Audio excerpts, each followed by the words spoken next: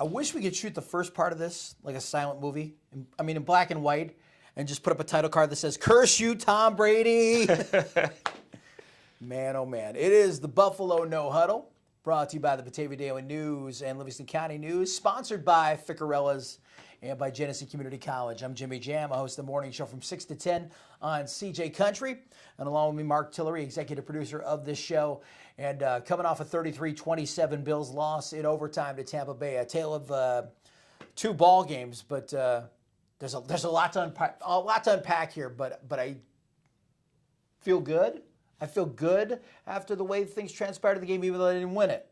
But you tell me your thoughts. Well, coming back from a 24-3 halftime deficit to force overtime, it's a typical heartbreaking game that we've come to expect from Buffalo. But you know what? You saw the team grow. You definitely saw special teams come back into the fold a little bit. You know, they, especially after, you know, those two guys sitting, and losing QB1 possibly is the scariest part of it all. But hopefully it's nothing big on Josh. Hopefully it's just maybe day to day, week to week. We don't know yet. But, you know, getting into this weekend, we won't talk about the Carolina game yet, but I would rather see Allen sitting at this point, just let him rest up a little bit. I'd love to see his starting streak continue, but it is what it is at this point. But, you know, it's salt in the wound with Josh going down. I mean, I made a joke asking if Brady was a relative of the Pagulas because he seems to own the Bills every time he plays them, no matter what team he plays for. So it was tough. It was tough to take in. The first half was rough. I mean, what was your take on it? Obviously, I shut the TV off at halftime, and I went back. The first half was what it was, and I thought we were going to see a repeat of what happened in the Colts game where the wheels just sort of fell off.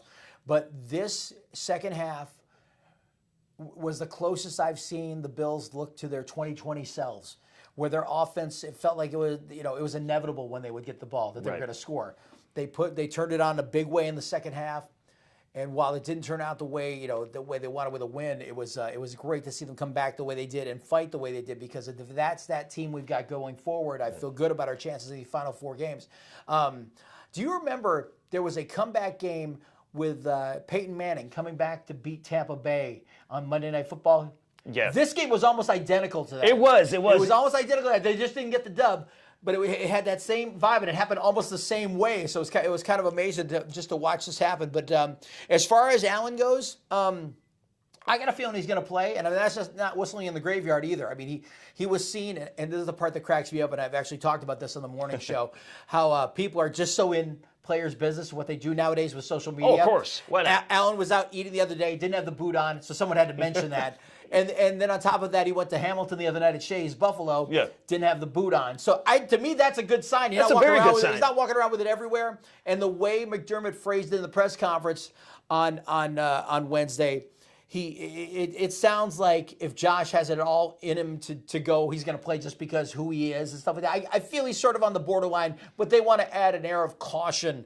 And why give Carolina any way to game plan? Let them game plan for him and Mitch Trubisky. Right. So, you know, I think he's going to play. So, I mean, looking back on it, I don't like to call Josh Allen a young QB, but he is a young QB.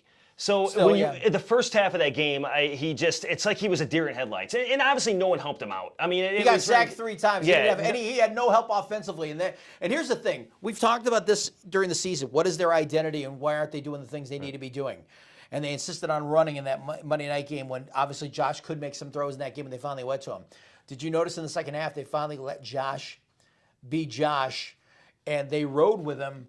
And it's amazing how, this team can't run the football. All of a sudden, Josh is doing what he's doing. Oh, all of a sudden they can break off a few long runs. Isn't that crazy how that kind of all works? It is crazy. You put Allen Allen into play with the running game, and then all of a sudden your running game comes alive. Yeah. It's just the first half. I mean, the Bills were about as believable as Jesse Smollett as a team.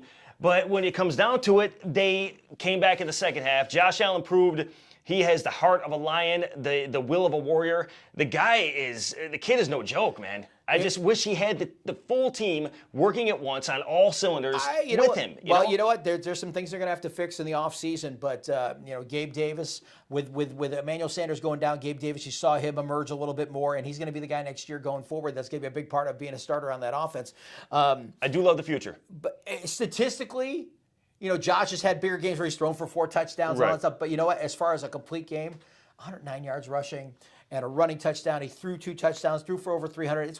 To me, this was his best game as a pro because it showed he could jump and take control of this team and take it somewhere. It just didn't work out in the end because Brady is Brady, and it was overtime, and it's that type of situation. You know, it seems a little curious to run that fade route that they did. You know, that one that Diggs didn't catch. Yeah. When the middle of the field was working and you got all the time in the world in overtime, it's just like you don't get that completion. You know, if they'd kept the ball, if they'd made that conversion, I feel like they go from there and they go right down the field and score. I agree. And you said that Allen threw for around 300 yards, 300 yards, 100 on the ground. Ran for 109 on the ground. Yeah. It's pretty cool that he joins the company of Russell Wilson, Cam Newton, and Lamar Jackson for the only players to do that, only quarterbacks to do that in NFL history. But you know what? There's not another quarterback like him in the league. You know what I mean? Like Allen is the man. No, Lamar is. It's apples to oranges. I'm not saying anything against Lamar. It's or great Russell. company to be in. I'm just saying, Josh is such a unique.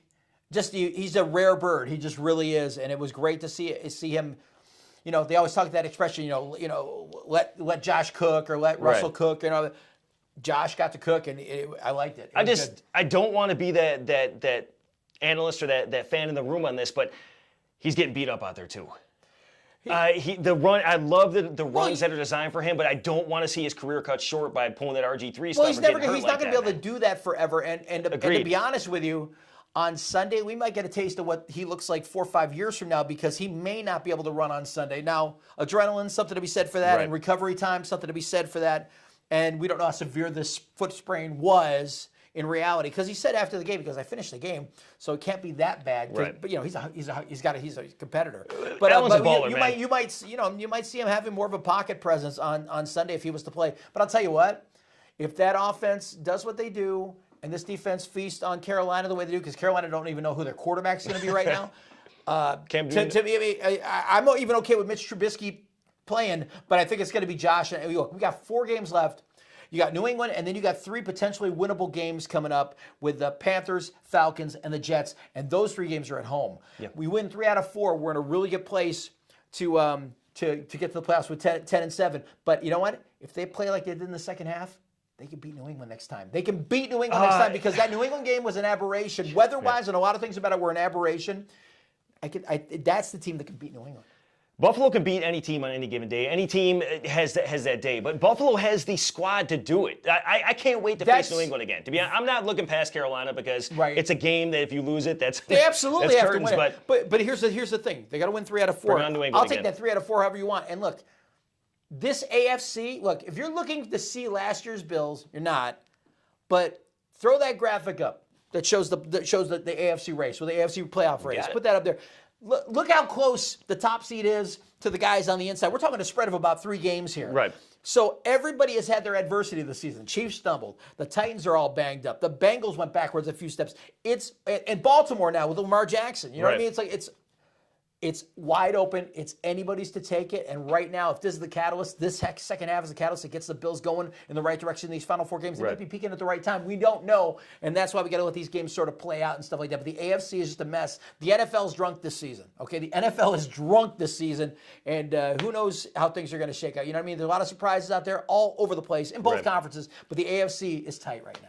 They're very tight. I think we did see a potential Super Bowl match this past weekend, and I'm not blowing smoke. I mean, if the healthy Bills were playing, I mean, like you said, every team. So you believe that's still a thing, although it seems like the league shirt makes it not want to be, and we can get into more of that. We'll definitely get into it. No, we definitely will, because I'm sure we're on the same page here. And I know you sent me. We talk about the awards and whatnot, but I wait till everything changes throughout the course of even this show.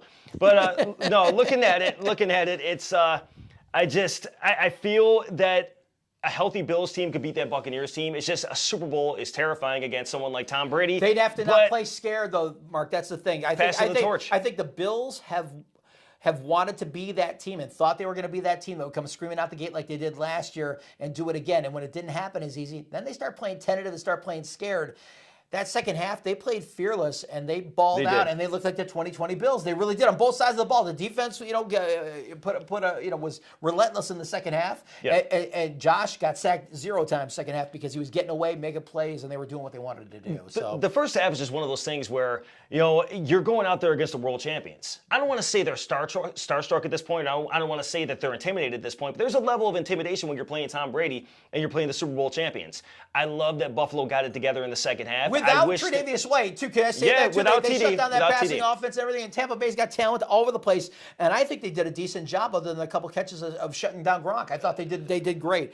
Why don't we jump to the awards, and let's talk about our MVP for Sunday. I mean, to me, it's Josh Allen. Like I said, this was his best game as a pro.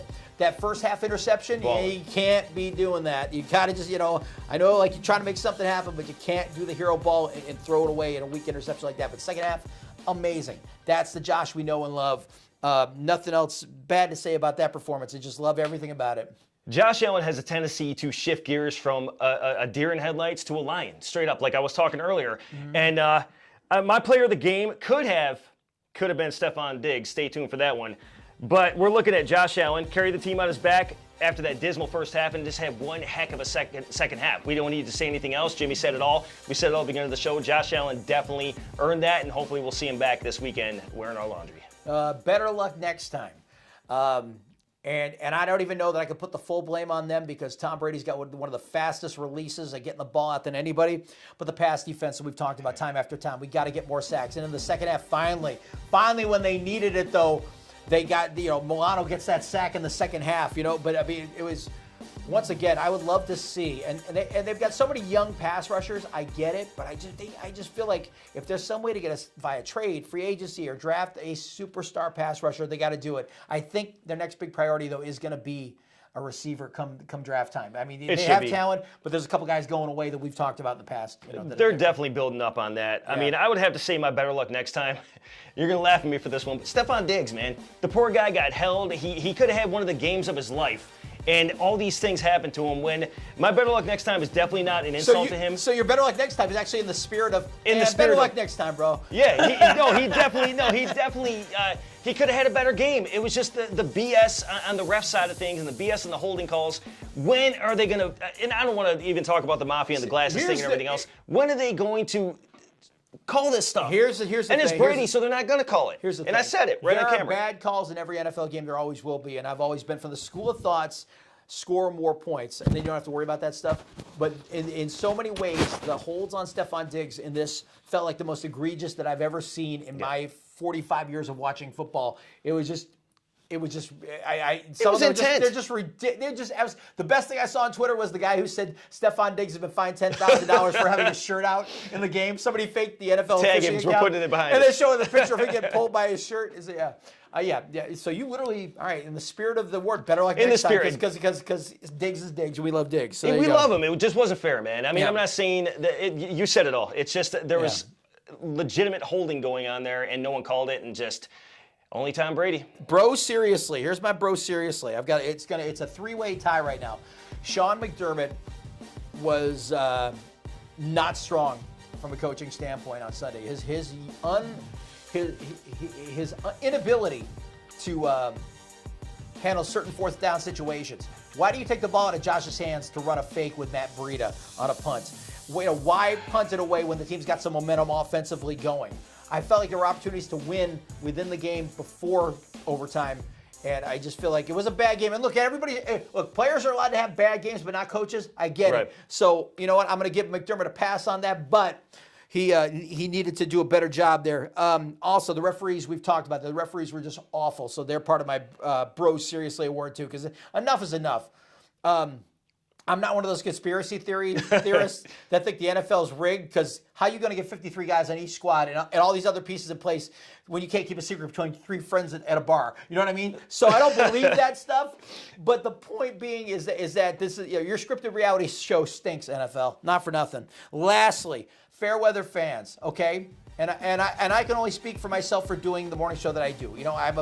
Everybody who listens to my morning show knows that I'm a huge Bills fan. So when things start going bad, here are people that never text me when we're up by 30 points winning.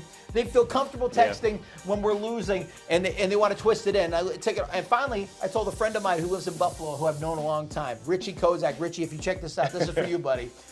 I said, dude, you love the sword of Damocles hanging over your head. You got to stop with this. You know what I mean? It's like I can feel bad enough without people helping. Right. And you know what? And you got to let games play out, because you never know. It's like all these people that were running for the hills.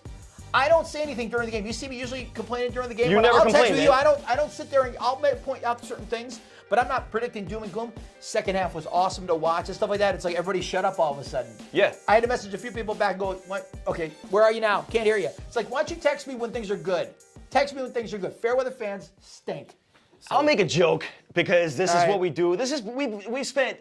You and I are from back in the day. By the way, I'm sending back to Amazon that tinfoil hat I got you for Christmas, man. I guess. Thank you. I guess. It doesn't fit like most of my clothing. Anyways, I mean, we've all gone through the 4 Super Bowl losses, and God bless my father for saying this, but I still think it's something it was ridiculous when he said it, and it's ridiculous now. He said, I will trade those 4 Super Bowl, or no, he goes, I wouldn't trade those 4 Super Bowl losses for 1 Super Bowl win. I go, I would. I'm sure have a Buffalo would. It would have changed everything around here. But bottom line, they're going to get it with Allen. This just may not be the squad. This ain't the roster maybe that gets it done. But I honestly believe Allen's got the heart of a lion, and I think he's the catalyst for winning one going forward at some point. So I joked around and said I'm shutting the TV off at halftime just because you do that. You get angry. I've been through the 4 losses. You've been through the 4 losses. You've been through the bad I eras. messaged him. I guess I'm hosting the show by myself. What's that I know. about? I figured it. You got it. It's basically kayfabe. Put it out there. But getting to my Bro Seriously award. Look, this is my honorable mention for it. Okay. Defensive end, F.A. Obada. Obada, excuse me. Him too. Yeah, right. You have the GOAT right in front of you, first half. And he breaks your ankles at 44 years old. Tom Brady broke your ankles. It's the strawberries, man. He doesn't eat the strawberries. I keep telling you that. It's just strawberries. But I have to say, I'm not. Spencer Brown was another guy, too, that could have had a better game. He did not play good. And that's to be fair, though, it's the only time the rookies really whiffed this season on the offensive line. So. Right. But just seeing Tom Brady at 44 years old breaking a young defensive end's ankles just hurt. But, I have to say, I'm not a fan of doing this, but I didn't want to go there, but the fix is in. And I'm not talking about the fix that I ordered on Sunday or tonight. I'm talking about I did not like the way the Bucks were catered to in that game. I'm not wearing a tinfoil hat. I just don't like the holding, man. And I don't like how all of a sudden Brady just comes out of nowhere and wins it. And it's just, come on, man. I don't know if he knows what's going on, or I don't want to be a conspiracy theorist, like I said, but it's unbelievable. I'm not saying it's a scripted play, but it's definitely Curb Your Enthusiasm. Yeah. That's the show is the show right now. We'll play the bass line like Seinfeld. The right Bills now. will have to overcome it going forward. So my question for Alex Sprasky for the Batavia Daily News, you see where the liabilities are for the team right now in a lot of places. We've talked about the foibles of the line on defense and offense and stuff like that. But what's the one position you're drafting for in April, Alex? There's one of 2 positions that the Bills need to address in the upcoming draft, and they both lie on the line of scrimmage. That's offensive and defensive line. One thing is for sure this season, the Bills have not been physical enough along the line of scrimmage. It's led to a lack of pass rush and a lack of running game on the offensive side of the ball. So if it were me, 2 sides of the ball, 1 line of scrimmage, that's where the Bills need to address in the upcoming draft. All right, we're going to come back to Alex Sprasky in a little while here and talk about predictions and everything for Sunday. But right now, why don't we thank one of our sponsors for being part of Buffalo No Huddle, GCC. Choose a school where the arts come alive, where science and technology thrive, to create something extraordinary. No matter which path you choose, GCC gives you the tools to start your next journey. Because when you choose GCC, your time is now.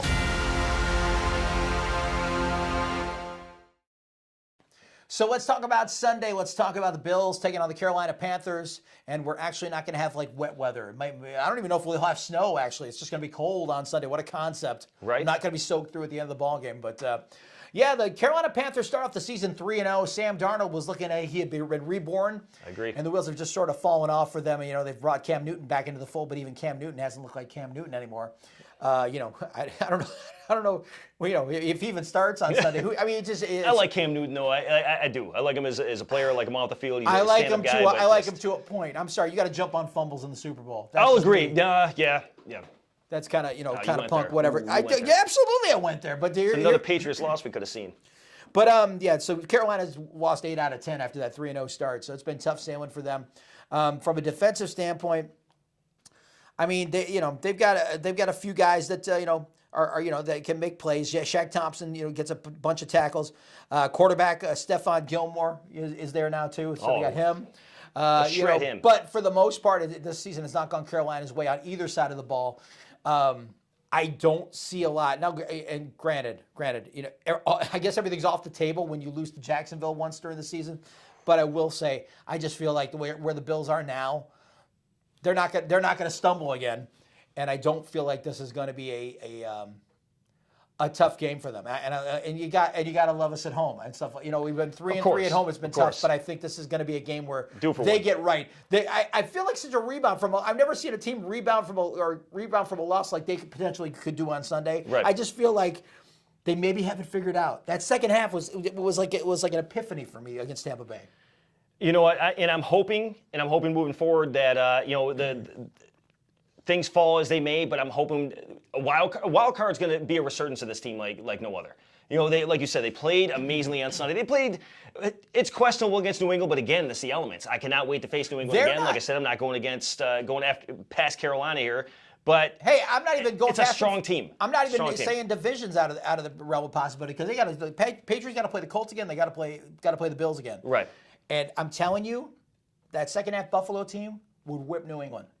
You can't look at that. You can't look at that game on Monday night and draw parallels there just because it was a weird night. It was an aberration of a kind of night. You think Mac Jones ain't going to pass the next time they play? It was some hounds of the Baskerville weather at that point. You can't even see in front of you, and there's no blame that night. It's a mulligan. Yeah, it's a loss, but it's a mulligan at this point. I can't say that I've done hardcore studies on. Because I'm like the average Joe, like you are.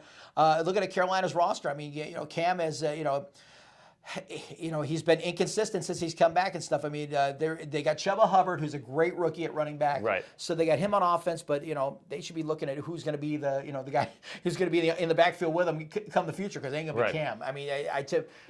It was cool for Cam to get the homecoming, but he's no franchise quarterback anymore. If you can't win under Bill Belichick, then you're obviously you're just not long for the league. He went back to Carolina for a homecoming. That was it. Put butts in the seats. Yeah, I feel bad because it's been a weird week and the holidays. I've been running around like a nut, so I really have a chance to delve over Carolina like I want to, but I do have a score in mind. But why don't we get to predictions? Let's start off with Alex Brasky from the Batavia Daily News. Alex, prediction, final score. What do you got? Give me the Bills to win this game. The Bills have struggled this season. They've been inconsistent. There's no question about it.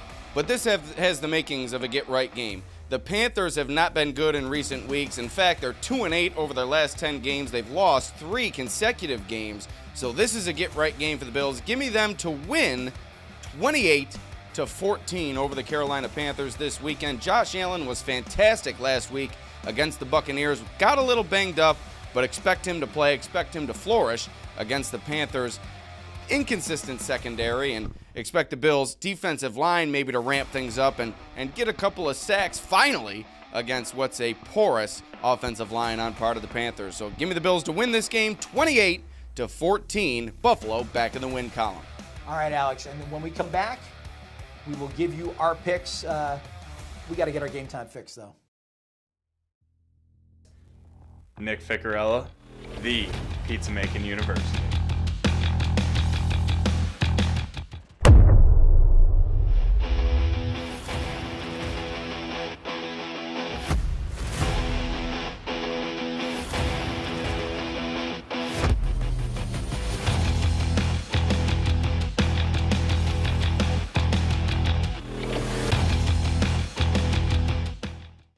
See, now I want pizza. Every time we come back from one of those, now I want pizza. It's always good.